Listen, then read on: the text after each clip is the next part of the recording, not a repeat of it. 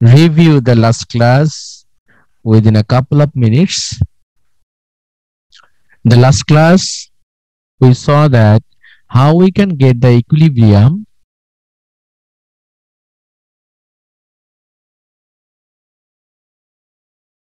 the equilibrium condition is marginal cost is equal to marginal revenue, and this is definitely price equal to marginal cost. This is the equilibrium condition for perfectly competitive market, perfectly competitive firm.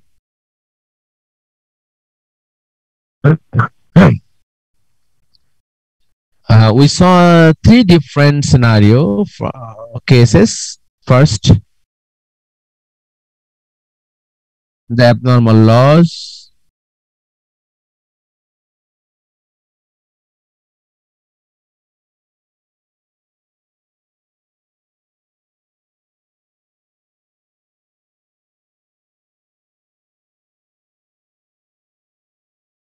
This is the abnormal loss.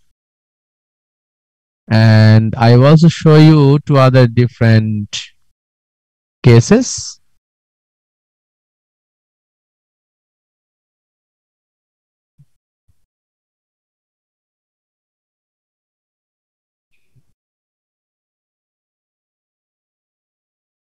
This is the equilibrium.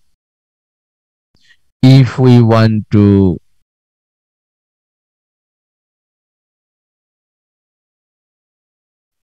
show the profit, definitely the average cost curve should be below the price curve.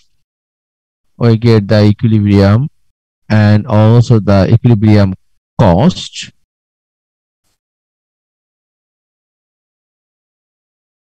This is the amount of supernormal profit.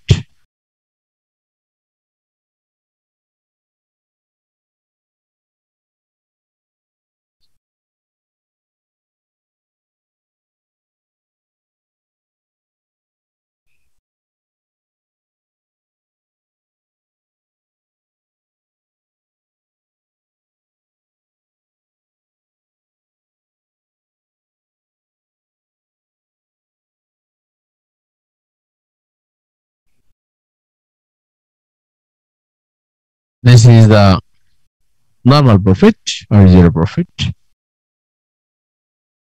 I believe all of you understand this. If you don't, then you can ask me. That is abnormal loss.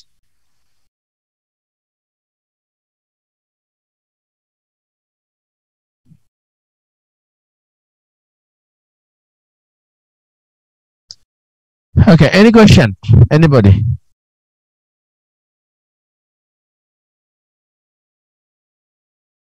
Everybody's good? G sir sir ক্লাসে বুঝেছি। Okay good. তো এগুলো আমরা গত ক্লাসে আলোচনা করেছিলাম। এখন আমরা কথা বলবো, আমরা কিন্তু ব্রেক ইভেন পয়েন্টও দেখলাম। এটাই কিন্তু break even point, normal profit অথবা জিরো প্রফিট, এটাকে আমরা বলছি break even point. You just break the loss and start the profit. That is why it is also called break even point. তাহলে break even কন্ডিশনটা কি? Price is equal to average cost. That is break even condition. আচ্ছা, now we will talk about the shutdown condition. So we see that how we get the zero profit, supernormal profit, or abnormal loss, but we don't know when we should shut down our production if we incur losses. So even we have losses, but we will not shut down the production until the loss becomes equal to fixed cost. Fixed কস্টের সমান যদি loss না হয় তাহলে আমরা production continue করব। তো আমরা let's see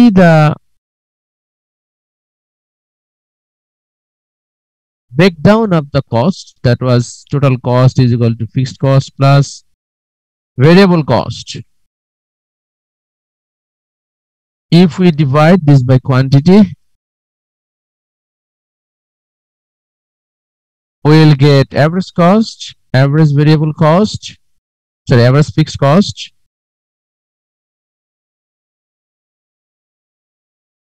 plus average variable cost. যদি আমরা average cost এবং average variable cost, average cost থেকে average variable cost deduct করি, then we'll get average fixed cost. আমরা আবার average fixed cost এর কোয়ান্টিটি দিয়ে গুণ দিলে যদি আমি মাল্টিপ্লাই করি তাহলে আমরা ফিক্সড কস্ট পাবো। ভেরিয়েবল কস্ট এর কোয়ান্টিটি দিয়ে মাল্টিপ্লাই করলে ভেরিয়েবল কস্ট পাওয়া যাবে। অ্যাভারেজ ভেরিয়েবল কস্ট কে কোয়ান্টিটি দিয়ে মাল্টিপ্লাই করলে ভেরিয়েবল কস্ট পাওয়া যাবে, তাই তো? আবার অ্যাভারেজ কস্ট এর কোয়ান্টিটি দিয়ে যদি আমি মাল্টিপ্লাই করি তাহলে টোটাল কস্ট পাওয়া যাবে, এটা আমরা জানি। তো এখন আমাদের শাটডাউন আমরা কখন করব? আমরা even if we have losses will continue hour production. কারণটা কি? কারণ হচ্ছে যদি আমি শাটডাউন করে ফেলি তাহলে আমার ফিক্সড কস্টের পরিমাণ আমার লস হবে, যেটা আমি খরচ করে ফেলেছি। তাহলে ফিক্সড কস্টের যদি আমি এখন শাটডাউন করে ফেলি, আমার লস হচ্ছে বাট আমি শাটডাউন করে ফেললাম, কিন্তু আমার ফিক্সড কস্টের থেকে যদি তোমার লসটা কম হয় তাহলে আমি কন্টিনিউ করব।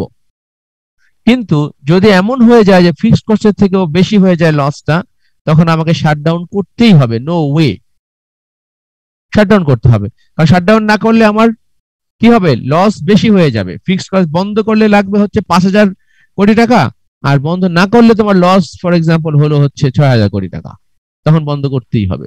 না করলে কি করতে হবে?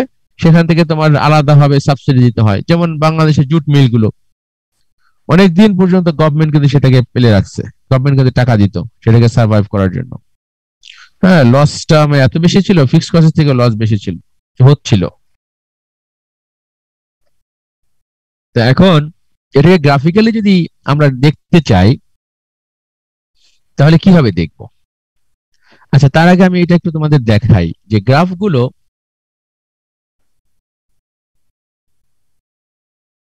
ধরো এটা যদি হয় অ্যাভারেজ কস্ট,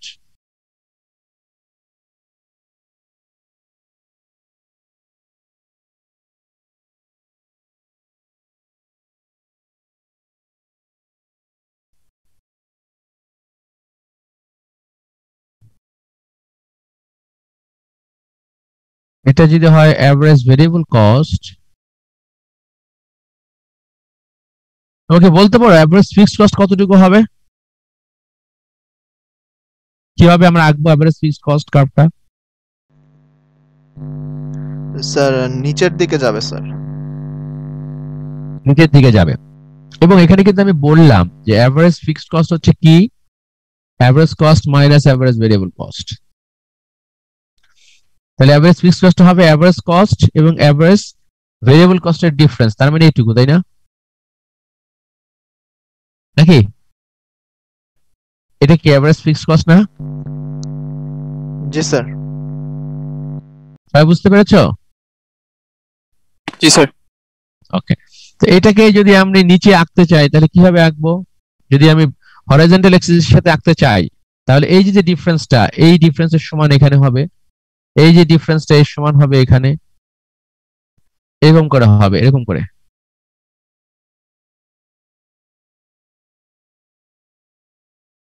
এরকম ওই যে ডিফারেন্সটা সেই ডিফারেন্সের সমান হবে এটা, তাই না?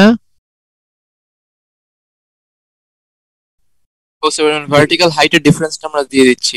হ্যাঁ হ্যাঁ হ্যাঁ হ্যাঁ হ্যাঁ, তাই তো? Average fixed cost, average variable cost, average cost. বুঝতে পারছো? এখানে যে ভার্টিক্যাল হাইটটা থাকবে, দুইটা কস্টের ডিফারেন্স সে একই। তো এখানে যদি তুমি অ্যাভারেজ ফিক্সড কস্ট গ্রাফ আঁকতে চাও, কার্ভ আঁকতে চাও, এখানে তো আমি ডিফারেন্সটা দিলাম অ্যাভারেজ ভেরিয়েবল কস্ট। এখন এই কার্ভটা আঁকতে চাইলে এই যে ডিফারেন্সটা, এখানে যদি 5 হয় এখানে হবে 5, নিচে হবে 5, এখানে 4 হলে এখানে 4, এখানে 3 হলে এখানে 3। বুঝছো? এরকম আস্তে আস্তে কমতে থাকবে, এটাও আস্তে আস্তে কমতে থাকবে ডিফারেন্সটা। বোঝা গেল? জি স্যার।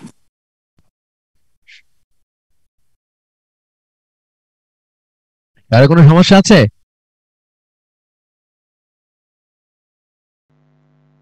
না স্যার। আচ্ছা, এখন যদি তোমাদেরকে আমি বলি আমাদের ইকুইলিব্রিয়াম কন্ডিশন হচ্ছে এটা,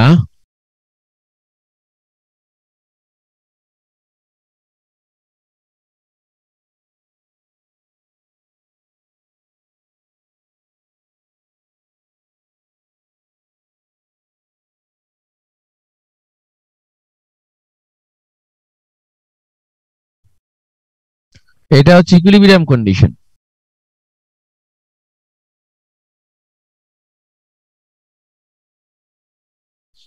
আমাকে এখন বলো,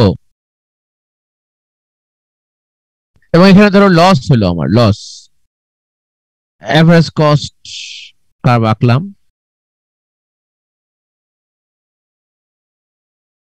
তা এটুকু হলো হচ্ছে আমাদের লস। লস, এখন এই লসের পরিমাণ যদি এভারেজ লসের পরিমাণ যদি তোমার ফিক্সড কস্টের সমান আমি করতে চাই, এই গ্রাফে কি সেটা করা যাবে? দেখানো যাবে যে এই ফিক্সড কস্টের সমানই হচ্ছে তোমার এভারেজ, এই লসের সমানই হচ্ছে ফিক্সড কস্ট, দেখে দেখানো সম্ভব?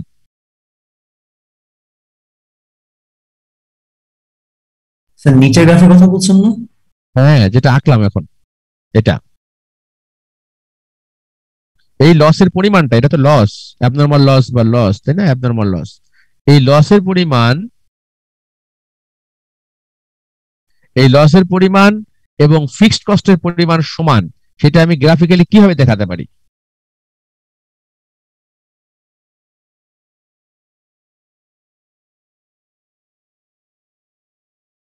বুঝতে পারছো কথা? দেখানো সম্ভব কিনা, বা কখন হবে সেটা? স্যার কখন এই লস এবং ফিক্সড কস্ট সমান হবে গ্রাফিক্যালি?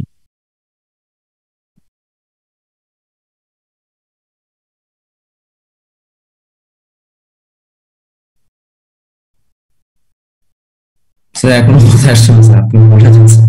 আচ্ছা, কারো কোনো আইডিয়া আছে?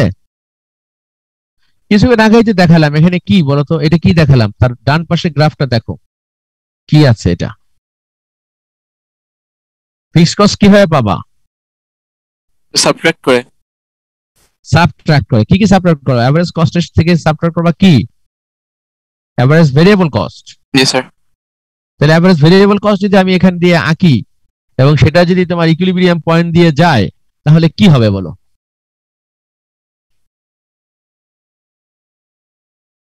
এই কস্টটা, এই যে ভেতরে যে অংশটা আছে, সেটা কি এভারেজ, সেটা কি ফিক্সড কস্ট না? জি স্যার। স্যার সাবস্ট্রাক্ট করে এটা স্যার ফিক্সড কস্ট পাওয়া যাবে। Fixed cost, right. তাহলে এখানে এখানে তুমি যদি, এখানে আমরা যদি এভারেজ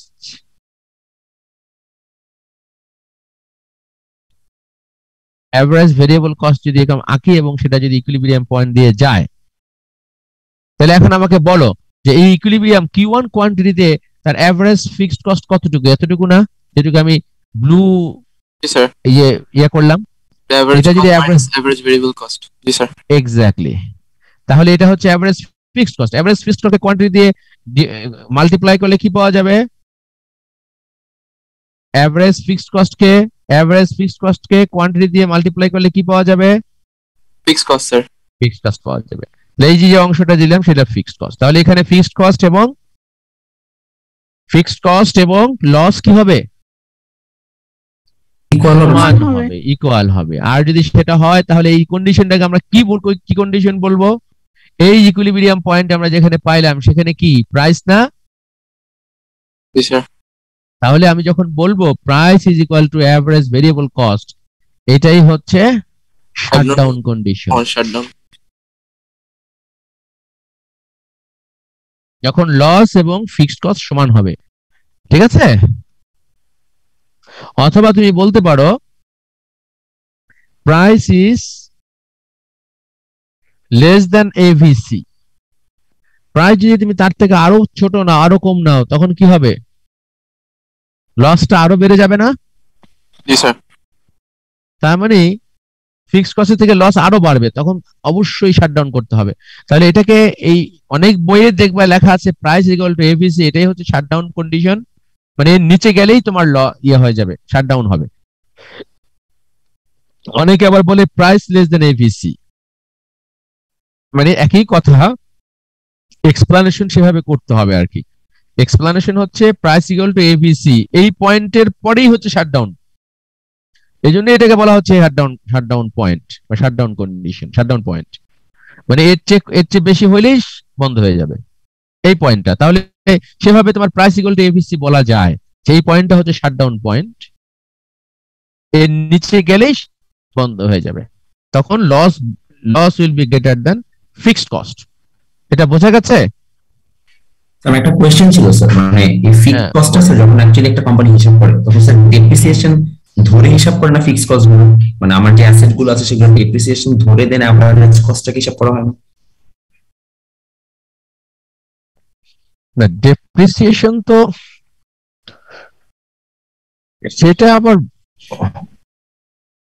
অন্য হিসাব আর কি, সেটা তো এইভাবে এখানে তো ওইভাবে না আর কি। ডেপ্রিসিয়েশন একটা ডিফারেন্ট হিসাব আর কি।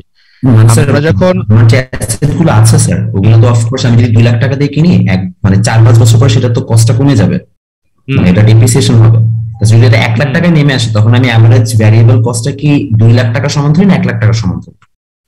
হ্যাঁ, ডেপ্রিসিয়েশন তখন তো তোমার ওই যেটা ভ্যালু থাকবে সেটাই, স্যার মানে প্রেজেন্ট ভ্যালুটাকে ধরি, তাই তো? প্রেজেন্ট ভ্যালুটাই ধরতে হবে। হ্যাঁ এটাই জিজ্ঞেস করতেছেন। হ্যাঁ, কিন্তু না, এখানে আরো তোমার কথা স্ট্রেট ফরওয়ার্ড কথা, এটা ঠিক আছে, কিন্তু আরো বিষয় এখানে আছে যে তোমাদের আমি বলেছিলাম না যে তোমার এক্সপ্লিসিট কস্ট, ইমপ্লিসিট কস্ট বলেছিলাম তো, মনে আছে?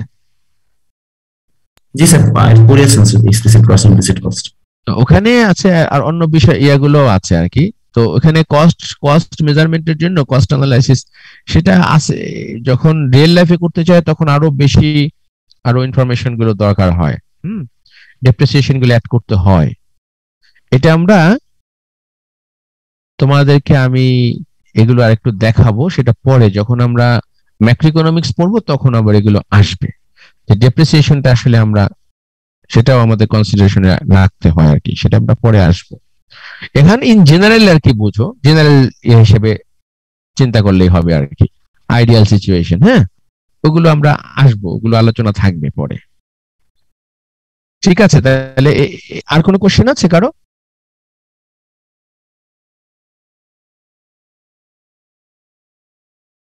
আর এখানে আমরা যখন কনসিডারেশন কস্ট নিয়ে আলোচনা করছি তখন আদার থিংস রিমেন কনস্ট্যান্ট, বুঝছো? তুমি ধরো depreciation, there is no depreciation বা অন্যান্য বিষয়গুলো আমরা এখানে এই মুহূর্তে আমরা কনসিডারেশনে নিচ্ছি না, এখানে বলছি যে যা ভ্যালু আছে তাই শেষ। ঠিক আছে, ওখানে অন্য ওই বিষয়গুলো আমরা এখানে আপাতত আমরা কনসিডারেশনে নেব না। এখন আমাদের যেটা আলোচনা করছি জাস্ট এটুকুই, other things remain constant or fixed, সেগুলো আমাদের কনসিডারেশন এখন থাকবে না। এখন ইন জেনারেল কনসেপচুয়ালি আমরা বুঝতে পারছি কিনা এটা আর কি। ঠিক আছে, আর কোনো কোশ্চেন আছে কারো? না স্যার, বুঝতে পেরেছি স্যার। ওকে, আচ্ছা, তাহলে এখন এখানে এটা কি তোমরা ক্লিয়ার যে প্রাইস যদি আরো কম হতো তখন কি হতো? প্রাইস কম হলে ধরো প্রাইস যদি তোমার price is less than ABC, তার মানে এভিসিটা যদি এখান দিয়ে হতো তখন কি হতো বলো তো?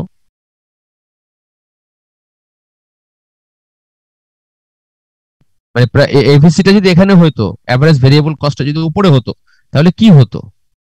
ফিক্সড কস্ট আরো কমে যেত, তাই না? লস এর থেকে ফিক্সড কস্ট কম হতো, তার মানে ফিক্সড কস্ট বেশি হতো, লস বেশি হতো, তাই না?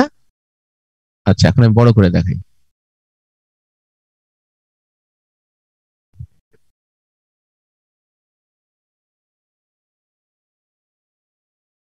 এই প্রাইস, হ্যাঁ, ইকুইলিব্রিয়াম,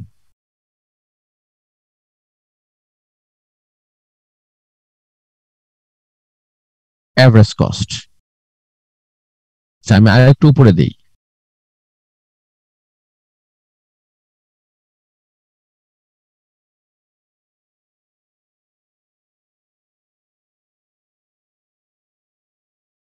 আচ্ছা, তাহলে লস হবে কোথায়? এই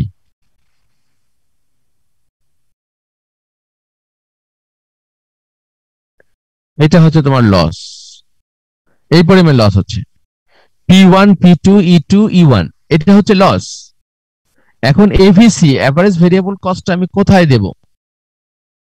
এভারেজ ভেরিয়েবল কস্টটা যদি তোমার E1 দিয়ে যায় তাহলে তোমার ফিক্সড কস্ট এবং এভারেজ ভেরিয়েবল কস্ট সমান হবে, ফিক্সড কস্ট এবং লস সমান হবে। আর যদি আমি উপরে দেই, এখানে দিলাম, তখন কি হবে বলো তো? তখন ইয়া কি হবে? লস কতটুকু হবে, ফিক্সড কস্ট কতটুকু হবে বলো?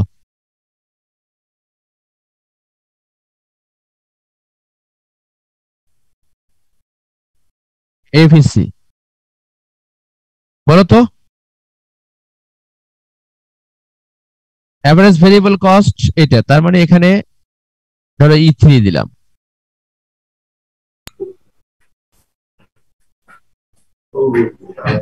এখন এখন এখন তোমার ফিক্সড কস্ট কতটুকু হবে বলো তো?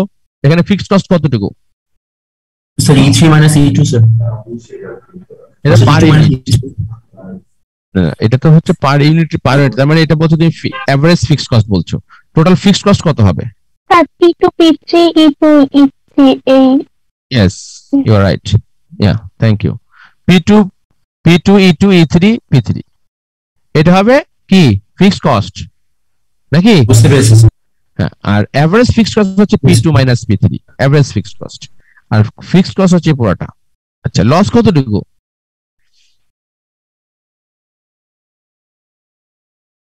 লসের পরিমাণ কত এখানে? Sir ABC AC minus ABC না, তাহলে স্যার E2 মাইনাস E3 হবে না স্যার? লস, টোটাল লস কত এখানে? টোটাল লস কতটুকু? অ্যাবনরমাল লস কতটুকু এখানে? স্যার এরিয়াটা নিব। P3 P1 E1 E3 এটুকু। টোটাল লস, মা এটা কি বলতেছো তোমরা? লস হবে কি ধরে? এভারেজ কস্ট ধরে। এভারেজ কস্ট কোথায়? P2 E2 E1 P1 না? হ্যাঁ, কি বলো আবার বলো? টোটাল লস হচ্ছে P1 E1 E2 P2 না? হ্যাঁ, সেই তো। Thank you so much. বুঝছো না বুঝো নাই? লস তো হবে এভারেজ কস্ট নিয়ে, এই যে এভারেজ কস্ট দিয়ে আরেকবার একটু বললে ভালো হতো স্যার, জিনিসটা সামহাউ স্যার হচ্ছে ক্যাচ করতে পারিনি।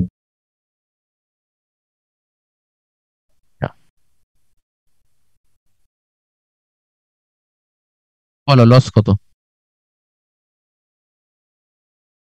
লস কত বলো? ইকুইলিব্রিয়াম E1 এ কি ইকুইলিব্রিয়াম না? সরি,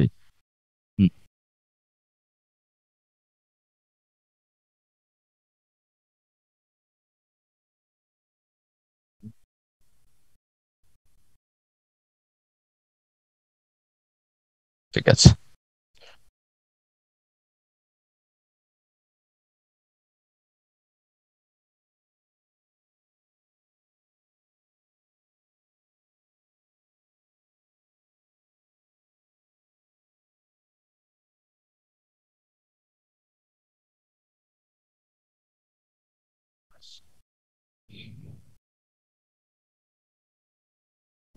এখানে কি ইকুইলিব্রিয়াম না? মার্জিনাল কস্ট আর প্রাইস, মার্জিনাল রেভিনিউ, এটা ইকুইলিব্রিয়াম তাই না? আচ্ছা, তো লস কতটুকু হবে?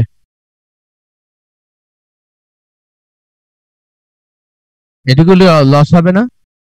ইকুইলিব্রিয়াম যেখানে হবে সেই পয়েন্টটা তোমরা এক্সটেনশন করলে এভারেজ কস্টে যেখানে কাট করবে সেটা হবে এভারেজ কস্ট। জি স্যার। কোয়ান্টিটিতে মাল্টিপ্লাই করলে টোটাল কস্ট, তো টোটাল কস্ট হবে কত? ও P2 E2 Q1। Total revenue কত হবে? ও P1 E1 Q1, কারণ এটা তো ইকুইলিব্রিয়াম প্রাইস হচ্ছে P1। এই ডিফারেন্সটা কি হবে? লস হবে না? জি স্যার। এটাই তো বললাম, এটা যদি লস হয়, এটাই বললাম। আর এখন তুমি যদি এখানে এভিসি আঁকো, এভারেজ ভেরিয়েবল কস্টটা যদি এখানে আঁকো, তুমি এই কথাটা বলার চেষ্টা করেছেন। এভারেজ ভেরিয়েবল কস্ট আঁকলে এই মাঝখানে যে ডিফারেন্সটা সেটাকে আমরা কি বলি? এভারেজ কস্ট এবং এভারেজ ভেরিয়েবল কস্টের ডিফারেন্সটাকে আমরা কি বলছি? Sir average fixed cost sir. Fixed cost, সেটাকে কোয়ান্টিটি দিয়ে মাল্টিপ্লাই করলে কি পাওয়া যাবে? Total sir. টোটাল কি? Fixed cost. ফিক্সড কস্ট পাওয়া যাবে। সেটাই বললাম, সেটা কতটুকু হবে? এই কোয়ান্টিটিতে, ইকুইলিব্রিয়াম কোয়ান্টিটিতে এখানে ফিক্সড কস্ট কতটুকু? কেমনে পাবা? কিভাবে পাবা? এই যে P1 E1 E2 P2 আপনি স্যার দেখালেন পড়েছে। দেখালাম, সেটা তো লস। স্যার E1 থেকে হচ্ছে যে আমরা একটা পারপেন্ডিকুলার ড্র করি ABC এর উপর, এরপর ওইটাকে যদি ওয়াই এক্সিস সাথে এই তো এই যে আমি দিলাম নাকি এফিসি এভারেজ ভেরিয়েবল কস্টের এখানে Q1 কোয়ান্টিটিতে এভারেজ ভেরিয়েবল কস্ট কত এটা না নাকি জি স্যার বোঝা গেছে না বোঝা যায় নাই জি স্যার এবার বুঝছি স্যার P2 হচ্ছে এভারেজ কস্ট P3 হচ্ছে এভারেজ ভেরিয়েবল কস্ট তাহলে এইটার ডিফারেন্সটা P2 P3 হচ্ছে এভারেজ ফিক্সড কস্ট এবং সেটা Q দিয়ে Q1 দিয়ে মাল্টিপ্লাই করলে পাওয়া যাবে হচ্ছে এই যে এই অংশটুকু এটা হচ্ছে ফিক্সড কস্ট লস হচ্ছে রেড লাইনে রেড আর হচ্ছে তোমার ফিক্সড কস্ট হচ্ছে তোমার আমি গ্রিন যে ইয়াটা দিলাম আর কি শ্যাডোটা দিলাম তার মানে এখানে fixed cost is less than loss তার মানে অবশ্যই শাটডাউন করবে তো এটা কোন পর্যন্ত লস সে নেবে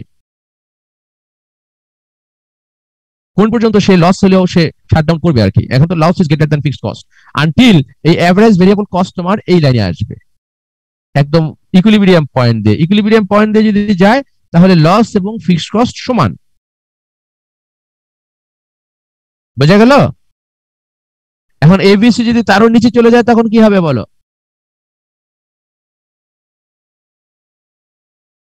এবিসি যদি এখানে যায় আসে তখন কি হবে স্যার লসের থেকে ফিক্সড কস্ট বেশি বেশি হয়ে যাবে লসের থেকে ফিক্সড কস্ট বেশি হলে কি করবা কন্টিনিউ করবা না করবা না আর কন্টিনিউ করব লসের থেকে ফিক্স কস্ট বেশি স্যার হুম জি স্যার কন্টিনিউ করুন স্যার কন্টিনিউ করবা তাই না আর লস যদি বেশি হয়ে যায় তখন কন্টিনিউ করবা না শাটডাউন সেই জন্যই বলা হচ্ছে যে প্রাইসটা যখন এবিসি সমান হয় এই যে প্রাইসটা যখন এফিসি সমান হয় তখন তুমি শাটডাউন করতেছো price is greater than AFC average variable cost that is why it is called shutdown condition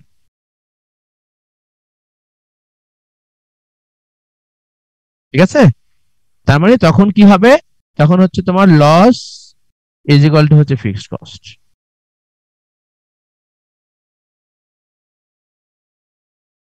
ঠিক আছে তার মানে এটাকে একটু ভালোভাবে বলা যেটা বললাম লস যদি তোমার ফিক্সড কস্ট থেকে বেশি হয়ে যায় তখন শাটডাউন করতে হবে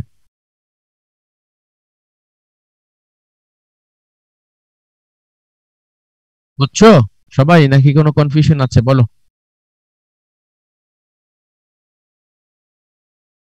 না বুঝলে আবার বলো সমস্যা নেই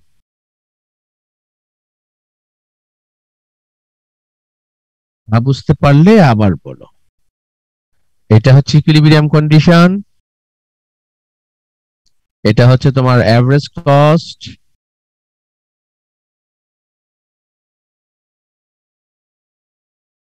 এটা হচ্ছে তোমার লস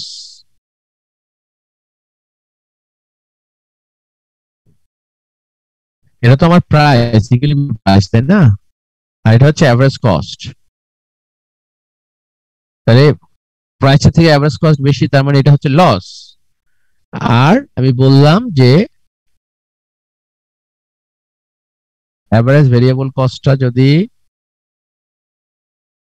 ইকুইলিব্রিয়াম পয়েন্ট দিয়ে যায় তাহলে ফিক্সড কস্ট এবং লস দুইটাই সমান হয় যদি তার চেয়ে প্রাইস যদি তার চেয়ে কম হয় আর কি তার মানে এভারেজ যদি তোমার লস যদি বেশি হয়ে যায় ফিক্সড কস্ট থেকে তখন তুমি শাটডাউন করে ফেলবা loss is greater than fixed cost তখন শাটডাউন হয়ে যাবে ঠিক আছে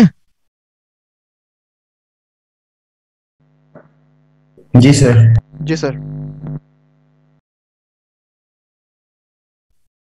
ক্রিটিক্যাল লাগলে বলো সবাই যদি বুঝতে পারো ভালো আর যদি না পারলে আমাকে বলো আবার আমি দেখি অন্যভাবে বোঝানো যায় কিনা না স্যার বুঝছো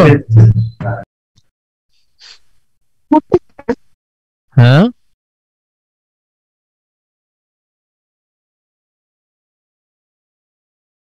এটা কি সবাই বুঝছো অর্ণব জি স্যার বুঝছি স্যার মইনুল তোমার কি খবর ক্লিয়ার সবকিছু Moinul Islam are you there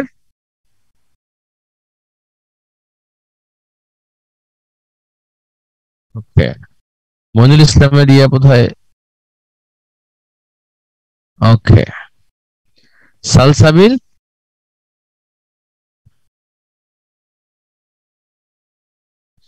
Salsabil, are you দেয়ার?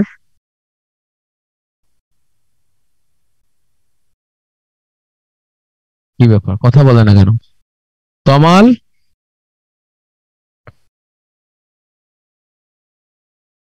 তমাল শাহ, তুমি কি আছো ওখানে? Yes, sir. হ্যাঁ, কি অবস্থা তোমার, বুঝতে পারছো? Sir, একটু ঠান্ডা লাগছে, স্যার। আরে, বোঝা গেছে, বুঝতে পেরেছো? Yes, sir, trying. ওকে, ঠিক আছে। নাগিব মাহমুদ, নাগিব বাবা, তোমার কি খবর? বোঝা গেছে জি, সব স্যার। কিছু? জি, স্যার, বুঝছি। ওকে, তানিশ আহমেদ, জি স্যার। ক্লিয়ার সব? জি স্যার। আচ্ছা, নওশাদ, আবরার, তোমাদের কি খবর? স্যার বোঝা বুঝছি স্যার। গেছে? জি স্যার। নওশাদ হোসেন, জি স্যার, আসছি স্যার। বুঝতে পারছো? কোনো কোশ্চেন স্যার। আছে? না স্যার। আচ্ছা, ফিরোজ নুরা, এ কি জি, স্যার। ফিরোজ নুরা, তোমার ইয়া বলো তো মা, তোমার নাম কি? স্যার আপনি ফিরোজ নুরা। ও, আপি ফিরোজ নুরা, আচ্ছা আচ্ছা, আপি, হ্যাঁ, তুমি বুঝতে পারছো? জি স্যার, বুঝছি। আচ্ছা, গুড, ঠিক আছে। তাহলে তাহলে এখন আমরা সামনে আগাই। যদি কারো কোনো কোশ্চেন না থাকে, আশা করছি যে খুব ভালোভাবে আমরা এগিয়েছি। নেক্সট ইয়েটা হচ্ছে আমাদের মনোপলিস্টিক কম্পিটিশন। তো এই পর্যন্ত আমাদের পারফেক্ট কম্পিটিশনে আমরা গেলাম, শেষ করলাম। এখন আমরা মনোপলিস্টিক কম্পিটিশন দেখব।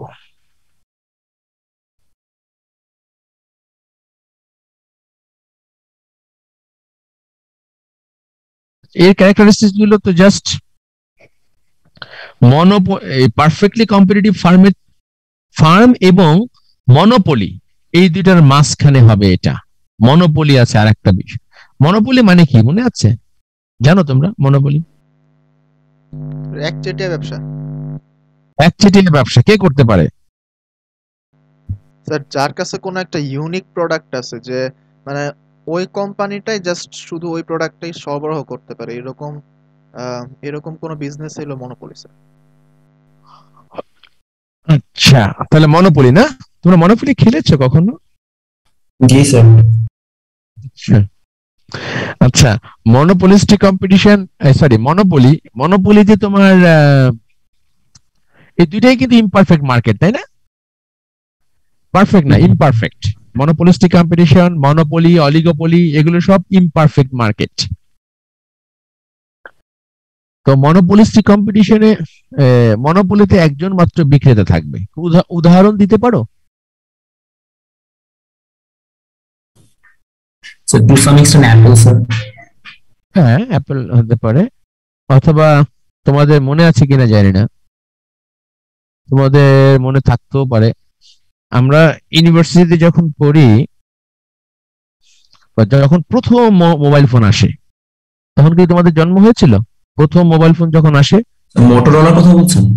হ্যাঁ, মটোরোলা, বা একদম ওই যে এত বড় বড় সেট পেয়েছো, তোমরা দেখেছো? না স্যার, আমি মোটরোলা দেখেছি স্যার, ওই বড় সেটগুলো দেখিনি স্যার। তো ওই তখন ওই যে, বা প্রথম দিকে কিন্তু গ্রামীণ, প্রথমে সিটিজে গ্রামীণ কিন্তু একচেটিয়া ব্যবসা। এরপরে সিটিজের যখন আসলো, যখন আসলো টেলিটক, সিটি সেল আগে আসছে স্যার। হ্যাঁ, সিটিসেল আগে আসছে, কিন্তু ডিমান্ড যখন টেলিটক প্রথম আসলো, তখন আমাদের মনে আছে আমরা যখন হলে ছিলাম, ওইটাকে মনোপলি এই জন্য বলছি, তখন টেলিটকের সিমের যেই ডিমান্ড ভয়াবহ, মানে প্রথম যখন আসলো, কারণ ওরা তখন ফ্যাসিলিটি দিচ্ছিল কি কি জানো, আউটগোয়িং ইন, মানে তখন তো মানে প্রতিটা তুমি কাউকে ফোন দিলা, ফোন রিসিভ করলে টাকা কাটতো, জানো এটা? এই না, জি স্যার। জি স্যার। মানে কি অবস্থা, ভয়ঙ্কর অবস্থা। আবার টিএনটি তে ফোন দিলে টাকা কাটবে, টিএনটি তে যাকে ফোন দেবে সে তার টাকা কাটবে। মানে ইনকামিং এর জন্য একরকম, আউটগোয়িং এর জন্য একরকম, এরকম আর কি। তো আমাদের টেলিটকে এরকম কিছু ফ্যাসিলিটিস দিবে, বুঝছো? টেলিটকের সিম 2500 টাকা না 3000 টাকা। তখন আমরা হলে, ক্রেজি কিছু লোক আছে না, তারা এই ভোর 2টা না 12টা, রাত 12টার পর থেকে লাইনে দাঁড়াইলো সিম দিবে কিন্তু আগামীকাল সকালে রাত 12টা থেকে লাইনে দাঁড়াইলো সবাই, বুঝছো? তখন ওই মুহূর্তটার জন্য তারা মনোপলির মতো একটা ইয়া করেছিল। আবার গ্রামীণও কিন্তু অনেকটা মনোপলির মতোই করেছিল প্রথম দিকে। 8 টাকা মিনিট তোমরা দেখেছো? আমরা দেখেছি 8 টাকা মিনিট, 8 টাকা 10 টাকা এরকম মিনিট ছিল। তোমরা পাও নাই মনে হয়, তাই না? 8-10 টাকা মিনিট ছিল। এই গ্রামীণ কিন্তু অনেক স্যার পাইলেও স্যার অনেক ছোটবেলায় স্যার। ছোটবেলায়, হ্যাঁ। তখন আমরা তো ইউনিভার্সিটি হলে বসে আমরা দেখতাম, হলে যখন ছিলাম 8 টাকা 10 টাকা করে মিনিটে কথা বলা। হ্যাঁ, এটা মনোপলি, তখন সাম কাইন্ড অফ মনোপলি বলা যায়। কিন্তু এখন কিন্তু সেটা হয়ে গেছে মনোপলিস্টিক কম্পিটিশন। তারপর কি দাঁড়ালো? প্রথম এইটা বিপ্লবটা ঘটালো হচ্ছে তোমার বাংলা লিংক। এই ফ্রি সিম দেওয়া, আগে কিন্তু সিমের দামও ছিল। ফ্রি সিম আমাদের হলে হলে সব জায়গাতে ফ্রি সিম দেওয়া শুরু করলো বাংলা লিংক, এবং দাম কমাই দিল 6 টাকা থেকে 8 টাকা থেকে 4 টাকা মিনিট, এই কমলো। এরপরে কম্পিটিশন করে কমতেছে এই বাংলা লিংক, তারপরে এই গ্রামীণ, অন্যান্য ওয়ারিড যারা আছে, অন্যান্য কোম্পানি সিটিসেল, এরা আস্তে আস্তে কমাইতে একটা পর্যায়ে তোমার ইয়া চলে আসলো, এই একটা ইকুইলিব্রিয়ামে চলে আসলো। আচ্ছা, এই কথাগুলো না একটু বলা দরকার ছিল, আমি এটা একটু হয়ে গেছে, মানে স্কিপ হয়ে গেছে। সেটা হলো এই যে আমরা পারফেক্ট কম্পিটিশন গুলো দেখলাম, এগুলো কিন্তু সব শর্ট রান। এই প্রথম দুইটা কিন্তু short run scenario. First two cases, super normal profit এবং অ্যাবনর্মাল লস, এই দুইটা কিন্তু হচ্ছে শর্ট রান কন্ডিশন, শর্ট রান সিচুয়েশন। কিন্তু লং রানে কিন্তু সে তোমার নরমাল প্রফিট হয়ে যাবে। কেন, কিভাবে হবে বলো তো, বলতে পারবা কেউ? শর্ট রানে তোমার হয় অনেক প্রফিট হবে অথবা অনেক লস হবে, কিন্তু লং রানে কি হয়ে যাবে? জিরো প্রফিট বা নরমাল প্রফিট হবে। কেন, কিভাবে, হাউ?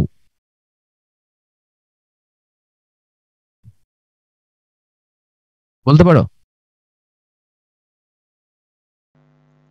স্যার লং রান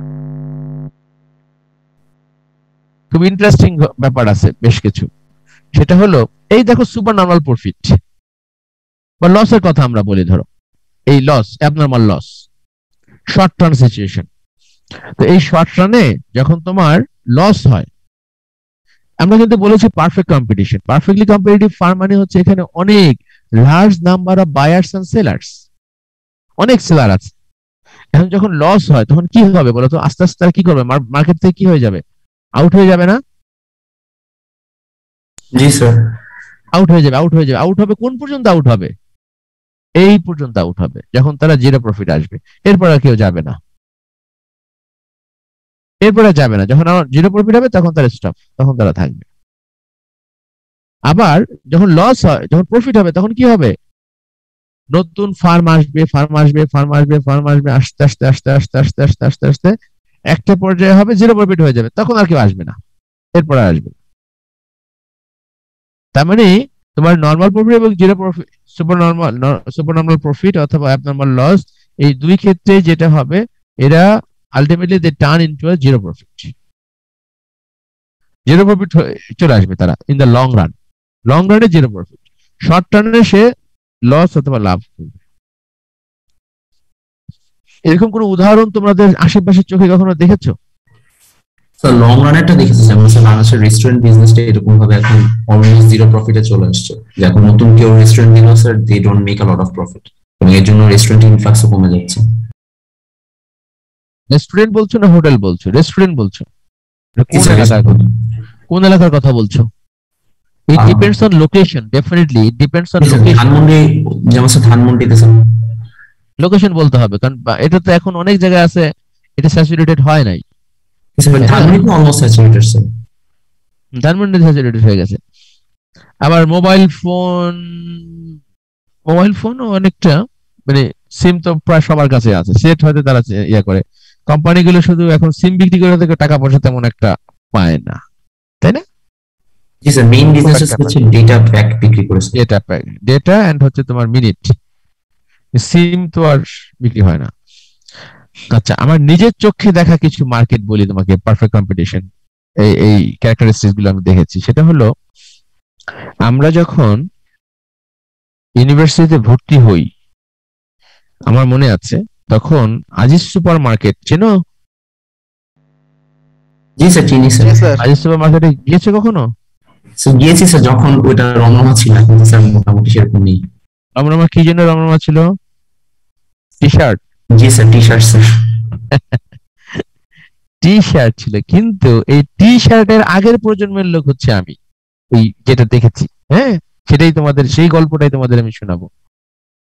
এটা হচ্ছে যখন আমরা ইউনিভার্সিটি ভর্তি হই 2000, তোমরা তখন তোমাদের তোমরা তখন ছোট, তাই না? জন্ম করেছো বা করো নাই, বা করলেও খুব ছোট, করো নাই মনে হয়। 2001, তাই না? একই কি তোমাদের জন্ম হচ্ছে? জি স্যার, এক মাত্র দুই আসলাম স্যার। মাত্র আসলা আর কি পৃথিবীতে। হ্যাঁ, তো তখন আমরা বিশ্ববিদ্যালয়ে ভর্তি হই, হ্যাঁ, 2001-এ। তখন এসে দেখলাম পুরাটাই হচ্ছে তোমার বইয়ের মার্কেট। অলমোস্ট সব দোকানগুলি প্রায় বইয়ের দোকান ছিল, অনেক ধরনের বই। হ্যাঁ, তো এখানে কোয়ালিটি বই পাওয়া যেত, কোয়ালিটি বই পাওয়া যেত, বুঝছো? তো ওখানে যেতাম, বই কিনতাম। তারপরে ওখানে গানের ক্যাসেট এগুলো বিক্রি হতো। এখন তো আর ক্যাসেট বিক্রি হয় না, মানে সিডি টিডি। পরে তো সিডি আসলো, আমরা ক্যাসেটও দেখেছি ওখানে, ক্যাসেটের দোকান, ক্যাসেট বিক্রি করে। পরে তো সিডি আসলো, তো পরে আমরা এই ক্যাসেটও দেখলাম, ওখান থেকে ক্যাসেটও কিনতাম আমরা মাঝে মাঝে, বিভিন্ন কবিতা আবৃত্তি, গান, এগুলো। হঠাৎ করে দেখি একদিন একটা টি শার্টের দোকান, হঠাৎ করে একদিন। তো সবাই বেশ ভালোই বেচা বিক্রি হচ্ছে। হ্যাঁ, তো এটা কিন্তু ফুল তুমি দুইটা মার্কেটে তুমি মানে এখানে তুমি যদি বইয়ের মার্কেটের কথা বলো, সেটা তোমার প্রফিটেবল ছিল, সুপারনোভার প্রফিট। এবং না, লসের কথা বলতে হবে, এটা লস, অ্যাবনরমাল লস। তো ওখানে বইয়ের মার্কেটে হঠাৎ করে একজন কি করলো, টি শার্টের দোকান দিল। একটা দোকান ছিল, আমি নিজে দেখছি একটা দোকান, টি শার্টের একটা দোকান, সিঙ্গেল। সেইটা আমি যখন ওই যে গতবার আসলাম যখন বাইরে থেকে, এসে দেখি ও মাই গড, মাঝখানে যাওয়ার আগেও অলরেডি চেঞ্জ হয়ে গেছে। যাওয়ার আগেও আমি দেখেছি টি শার্ট অনেক, মানে 14তেও আমি দেখেছি অনেক টি শার্ট। এখানে তোমার বইয়ের দোকান কমে গেছে, কমে গেছে, অল্প হাতে গোনা একটা ছিল, এখন মনে হয় নাই, এখন মনে হয় একটা আছে, একটা মানে দুই একটা আছে মনে হয়, মানে দুই একটা, আর সব টি শার্ট ইয়ে হয়ে গেছে। হ্যাঁ, মানে তারা হচ্ছে যখন, মানে বইয়ের মার্কেট যদি তুমি বলো, তখন সেটা কি হয়ে যাচ্ছে, অ্যাবনরমাল লস হয়ে গেছে। লস হলো কমতে কমতে কমতে কমতে কমতে কমতে এখন কি একটা বা দুইটা যে কটা দোকান আছে, সেটা হলো নর্মাল প্রফিট তারা আর্ন করে। বুঝছো? আর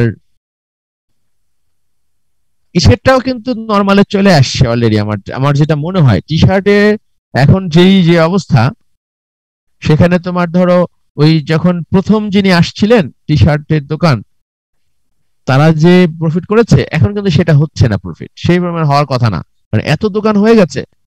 এবং দামও কিন্তু অনেক চেঞ্জ, ফিক্সড প্রাইস বললেও ফিক্সড প্রাইস না। এটা খুব মানে অনেক সময় নিউ মার্কেটের মতো হয়ে গেছে, খুব জটিল। এখানে দামাদামি করাটা মুশকিল, আবার না করলেও লস, করলেও বিরক্তিকর, সেটা করা যায় না সবসময়। তো এনিওয়ে, তো এখন এখানে সুপার নর্মাল প্রফিট টি শার্টের মার্কেটে আছে, কিন্তু সেটাও আস্তে আস্তে আস্তে কমে যাচ্ছে, কমে গিয়ে আস্তে আস্তে তোমার নর্মাল প্রফিটে চলে আসবে, থাকবে না ওইটাই হবে। আমি নিজে এটা দেখলাম আর কি, কিভাবে একটা ইয়ার চেঞ্জ হয়ে যায়। এবং এটা খুব আশ্চর্যের বিষয়, জানো, আমি মাদারীপুরে যখন আমরা লেখাপড়া করতাম, কলেজে, স্কুলে, বিশ্ব সাহিত্য কেন্দ্র, সবসময় আমরা এত বই পড়তাম, ওই কমিক্স গুলো পড়তাম, বিভিন্ন বিশ্ব সাহিত্যের বই পড়তাম, অনুবাদ গুলো পড়তাম। এই আমরা স্কুল কলেজে বসে এগুলো লেখাপড়া করতাম। হ্যাঁ, আমার মনে আছে আমরা হেঁটে হেঁটে পড়তাম, এরকম মনে আছে। এত এত ইয়া ছিল, আমাদের কম্পিটিশন ছিল বন্ধুদের সাথে, হেঁটে হেঁটে আমরা বই পড়তাম, রাস্তা দিয়ে যাইতাম আর পড়তে পড়তে যাই। এটা করো না, এগুলো করা তো ঠিক না। কিন্তু আগে তো অত গাড়িও ছিল না, মফস্বল শহরে অত গাড়ি টাড়িও ছিল না, এখন তো হাঁটাই যায় না গাড়ির ইসে, তাও আবার রিক্সাতে সব মোটর লাগাই রেখেছে, হাঁটা সম্ভব না। এখন বাজারে কিন্তু এখন যে দোকানগুলো থেকে আমরা বই কিনতাম, এখন কিন্তু সেখানে সেই বইয়ের দোকান নাই। আগে অনেক বইয়ের দোকান ছিল, সেগুলো উঠে গেছে, এখন আর বইয়ের দোকান নাই, অল্প কিছু বইয়ের দোকান। এখন কি ছেলেপিলেরা কমিক্স পড়ে না নাকি? বা ছোট গল্প ওগুলো মনে হয় কম পড়ে না, এখন অনলাইনে হয়ে গেছে অনেক কিছু, ইউটিউব অনলাইন, তারপরে যে অনেক কিছু তোমার ইসেই পাওয়া যায়, সিডি হিসেবে পাওয়া যায়। এই বই মেলাতে দেখি এখন ছোটদের বইয়ের সাথে সাথে বইয়ের থেকে ইয়াই বেশি, সিডি বেশি, বিভিন্ন কার্টুন, তাই না? এরকমই মনে হয় ছোটদের বাচ্চাদের অনেক কিছু এখন অনলাইনে চলে আসছে, বইয়ের ইয়েটা অনেক কমে গেছে, এটা খুব অ্যালার্মিং। অনলাইন ডিজিটাল ভার্সন হলেও বইটা দরকার, বই ছাড়া বুদ্ধিবৃত্তিক সমৃদ্ধি সেটা হয় না, বই পড়া দরকার, সাহিত্য পড়া দরকার, বই সাহিত্য বেশি বেশি সাহিত্য পড়া দরকার, ইতিহাস পড়া দরকার, সাহিত্য পড়া দরকার, না হলে চিন্তার গভীরতা এগুলো তো হয় না আসলে। এটা কমে গেছে বাংলাদেশের, ওভারঅল বাংলাদেশেই কমে গেছে পড়াশোনা, এখন ছেলেপেলেরা করে না, শুধু জিপিএ 5 কেমনে পাওয়া যাবে সেটা, তার বাইরে তো চিন্তা করার সুযোগ কম, তাই না? হয় না, বাবা মা যারা আছে তারাও খুব ব্যস্ত, জিপিএ 5 না পাইলে তো ভবিষ্যৎ অন্ধকার, সেটা চিন্তা করে। কিন্তু তোমরা তো বিশ্ব সাহিত্য কেন্দ্রে নিশ্চয়ই গেছো, তাই না? পড়ছো না? তোমাদের এলাকাতে বিশ্ব সাহিত্য কেন্দ্র ছিল না? স্যার বাস আসতো বিশ্ব সাহিত্য কেন্দ্রের, সপ্তাহে একদিন। সপ্তাহে একদিন আসতো। কিন্তু মোফাশ্বেলে যারা ছিল, আমি জানি না তোমাদের কেউ কি মোফাশ্বেলে ছিল? মোফাশ্বেলে কিন্তু বিশ্ব সাহিত্য কেন্দ্রে প্রতি শুক্রবার বসতো, মানে হইতো আমাদের, আমরা যেতাম বই আনতে, একটা বই ফেরত দিয়ে আরেকটা বই নিয়ে আসতাম, তারপরে বছর শেষে আমাদের পরীক্ষা হইতো, তখন আমার পুরস্কারও দিত, এরকম হতো। আর শহরগুলো মেগা সিটি, যে মানে বড় সিটি যেগুলো আছে, সেখানে মনে হয় ভ্রাম্যমাণ লাইব্রেরি বা বিশ্ব সাহিত্য কেন্দ্রের ভ্রাম্যমাণ ইয়াটা আসতো, তাই না? জি স্যার, যে ভ্রাম্যমাণ লাইব্রেরি। হ্যাঁ হ্যাঁ হ্যাঁ, এটা আসতো আর কি, কারণ ওখানে যেতে পারে না সবাই হয়তো। যাই হোক, এই বই পড়ার অভ্যাসটা এগুলো অনেক কমে গেছে, এগুলো পড়া দরকার, বেশি বেশি বই পড়া দরকার। এই ডিজিটাল ইসের থেকে বইয়ের ইয়েটা আরো বেশি ভালো। যাই হোক, এখন অস্থির অস্থির পৃথিবী, অস্থির বাংলাদেশ, চিন্তা করার সুযোগ কোথায়?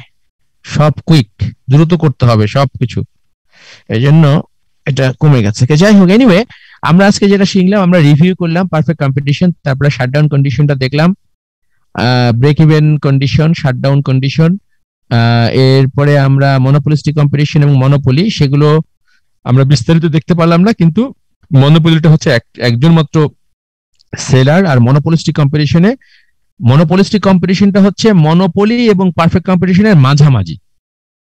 যেমন আমরা পারফেক্ট কম্পিটিশনে বলেছি লার্জ নাম্বার অফ সেলার্স, কিন্তু এখানে লার্জ নাম্বার হবে না, এখানে many sellers, many number of sellers, একজনও হবে না আবার লার্জও হবে না, ইন বিটুইন হবে আর কি, বুঝছো? আর অলিগোপলিটা হচ্ছে আবার মনোপলিস্টিক কম্পিটিশনের থেকে আরেকটু কম।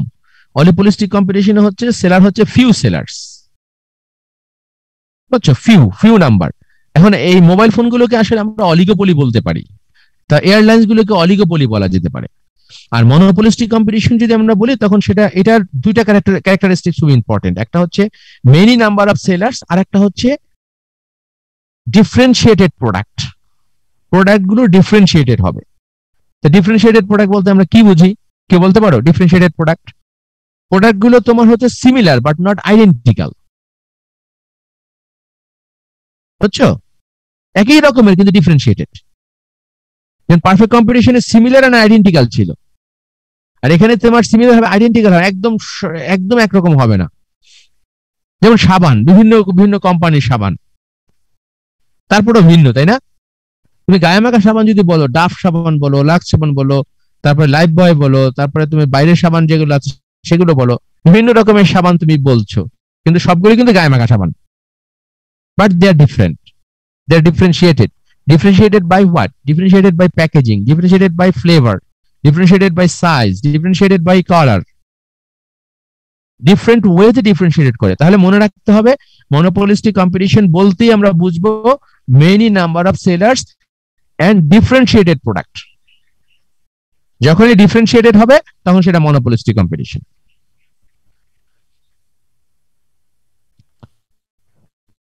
ঠিক আছে? ওকে, জি স্যার। আচ্ছা, তাহলে আমরা নেক্সট ক্লাসে আমরা দেখি গ্রাফিক্যাল প্রেজেন্টেশন করব আমরা, imperfect competition, monopolistic competition and oligopoly and monopoly, এগুলো নিয়ে আমরা আলোচনা করব নেক্সট ক্লাসে। ঠিক ঠিক আছে, তাহলে তোমরা ভালো থেকো, সবাই সাবধানে থেকো। ওকে, যদি কোনো কোশ্চেন না থাকে তাহলে আমরা এখানে শেষ করবো আজকে। কোশ্চেন আছে কারো? ওকে, ঠিক আছে, তাহলে ভালো থেকো, বাই।